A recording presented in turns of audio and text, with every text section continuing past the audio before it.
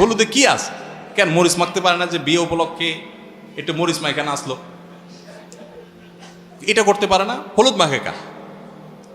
তো এটা নিয়ে ঘাটাঘাটি করে আমি দেখলাম, আপনারা গুগল করে দেখতে পারেন, নেটে সার্চ দিয়ে দেখতে পারেন, যে এটা টোটালি আসছে হিন্দুয়ানি বিশ্বাস থেকে।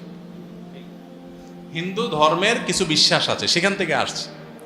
হলুদ, কুলা, দুবলা ঘাস, আরো অনেক জিনিসপত্র আছে, এগুলো বিয়ে উপলক্ষে এগুলো নিয়ে নির্দিষ্ট আয়োজন আছে, এগুলো করলে নাকি দাম্পত্য জীবনে সুখ শান্তি হয়। শিরকপূর্ণ বিশ্বাস।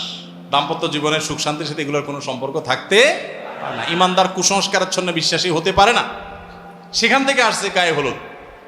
এখন হলুদ তো হলুদ, হলুদের সাথে লাল নীল নাচ গান, তারপর আপনার মিউজিক, হারাম রিলেশন, হারাম আয়োজন, নারী পুরুষের অবাধ মেলামেশা, হাজার অন্যায়ের